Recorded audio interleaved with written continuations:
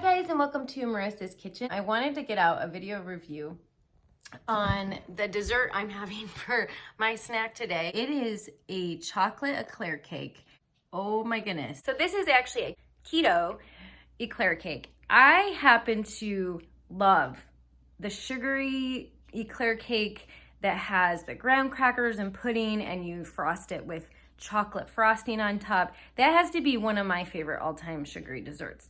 Now, I don't eat that ever because of doing Trim Healthy Mama and giving up sugar. It's probably one of those things that I've really missed since being on Trim Healthy Mama, and I've often wondered, how could I make that on plan? But I wasn't the one who figured that out. That was Taryn over at Joy-Filled Eats, so you should definitely head over to her website. I will put the link in this video below. It is one of the first recipes that I have made for THM that was a crowd pleaser.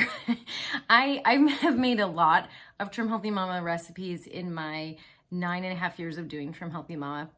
Usually it's hit or miss on who is pleased with what I make. This is one that I got several comments the day that I made it. Everyone who tried it liked it. So that was enormous to me to have that many people, including my husband, who doesn't really love THM desserts.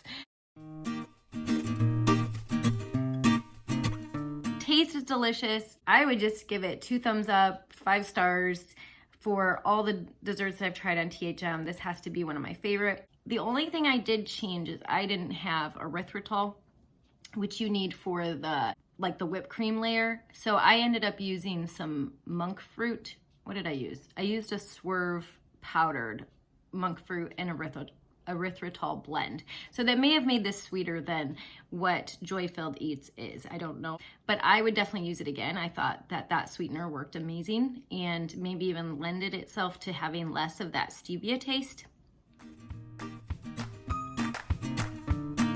This is a more labor-intensive recipe than I usually try to make. I don't tend to like to make layered desserts because I feel like each layer takes a lot of time.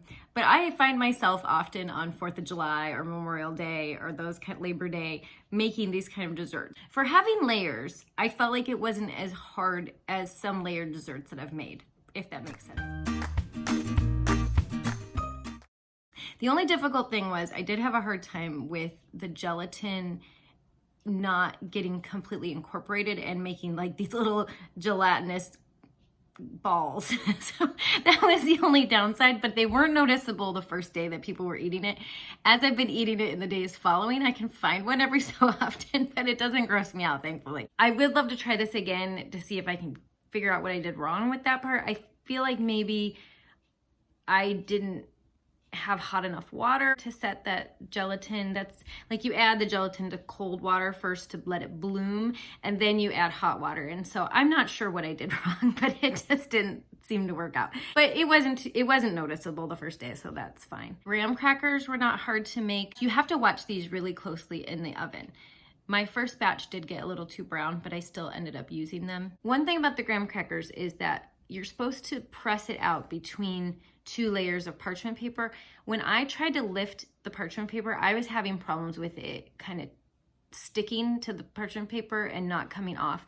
So I found for my second batch, I put that back in the fridge and waited till it got really cold again, and then continued to pull off the sheet, and it worked much better. So if you tend to have that problem when you go to make this, just put it in your fridge for a little bit, and that should help take care of that. One downside about this recipe is that it has really high calories. I know in THM we don't count calories, but at the same time, we don't want to abuse them either. And so you may notice that it was 16 servings for like a 9x9 pan. If you were to cut a 9x9 into 16, though, that's really small pieces, and well, fairly small pieces. If it's 300 calories in this little small piece, I doubled the recipe and made a 9x13. So if you're eating like 1/12 of the recipe, that would be a lot of calories. You're probably having like 600 calories in a normal size, maybe what people would serve of a dessert like this. So it just depends on your preference on how big you normally are used to cutting layered desserts. You don't want to like go overboard, which I have a really hard time doing because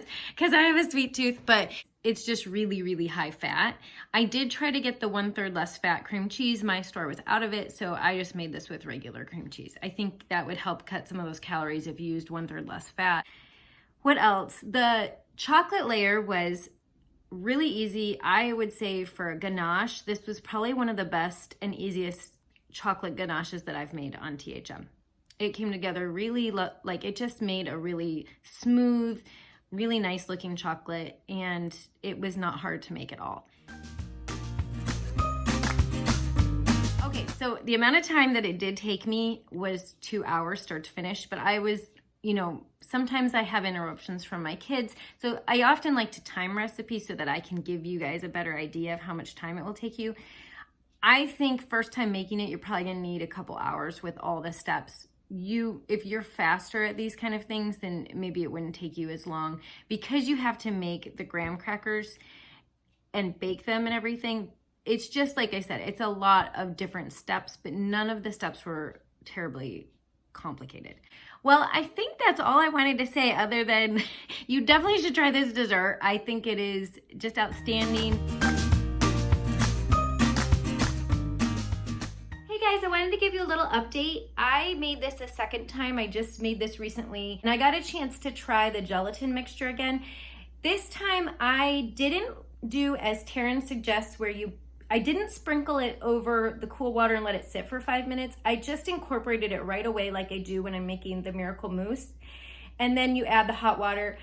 So I was a little unsure if it was gonna turn out when I was mixing in all the wet ingredients together, but once I added in the half cup of almond milk that you add in after the cream cheese and after the whipping cream, it came together. It took a little longer to set up.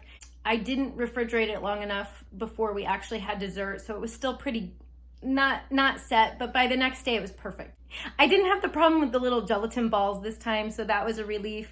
So I do think it helps it set up, and I just wanted to let you know I had success this second time around. Thank you so much for watching, and if you try this dessert, I would love to know. Please let me know. Let Taryn know. And Taryn, thank you for this awesome recipe. Thank you for taking a favorite recipe of mine, a favorite sugary recipe, and making it something that we can have on plan with your healthy mama. Hope you guys are doing well, and I will see you next time.